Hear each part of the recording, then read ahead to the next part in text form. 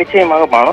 தென்காசி மாவட்டம் செங்கோட்டை நகராட்சியில் இன்று நகர்மன்ற கூட்டமானது நகர்மன்ற கூட்டரங்கில் சாதாரண கூட்டம் நடைபெற்றது. இந்த கூட்டத்திற்கு திமுகவை சேர்ந்த நகர்மன்ற தலைவி ராமலட்சுமி தலைமை தாங்கினார். இதில் அதிமுக உட்பட்ட அனைத்து கவுன்சிலரும் பங்கேற்றனர்.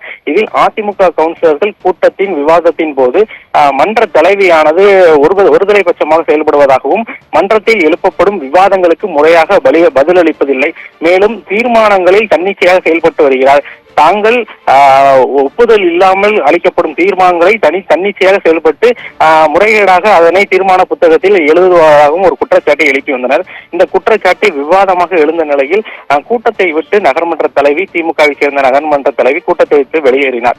அப்போது கூட்டத்தை முறையாக நடத்த வேண்டும், தங்கள் கேள்விகளுக்கு பதிலளிக்க வேண்டும், மக்கள் பிரச்சனைகள் குறித்து விவாதங்கள் எழுப்ப வேண்டும் என அதிமுக கவுன்சிலர்கள் தொடர்ந்து வாக்குவாதத்தில் ஈடுபட்ட நிலையில் நகர்மன்ற தலைவியானது கூட்டத்தை விட்டு ஒருமையில் பேசி வெளியேறிய நிலையில் அவரை விரட்டி சென்று அதிமுக கவுன்சிலர்கள் அனைவரும் ஆபாசமாக திட்டி வெளியே அனுப்பிய சம்பவம் செங்கோட்டை நகராட்சியில் ஒரு பரபரப்பை ஏற்படுத்தியது. திமுகவை சேர்ந்த நகர்மன்ற தலைவி மற்றும் அதிமுகவை சேர்ந்த கவுன்சிலர்கள் மாறி மாறி ஒருமையில் திட்டிக் கொண்ட சம்பவம் செங்கோட்டை நகராட்சி அலுவலகத்தில் ஒரு பதட்டத்தையும் ஒரு பரபரப்பையும் ஏற்படுத்தியது என்பது குறிப்பிடத்தக்கது. விவரங்களுக்கு நன்றி சம்பத். தென்காசி மாவட்டம் செங்கோட்டையில் நடைபெற்ற நகர்மன்ற கூட்டத்தில் நகர்மன்ற தலைவர் கேள்விகளுக்கு முறையாக பதிலளிக்கவில்லை என்று அதிமுக கவுன்சிலர்கள் வாக்குவாதத்தில் ஈடுபட்டதால் பரபரப்பு ஏற்பட்டது.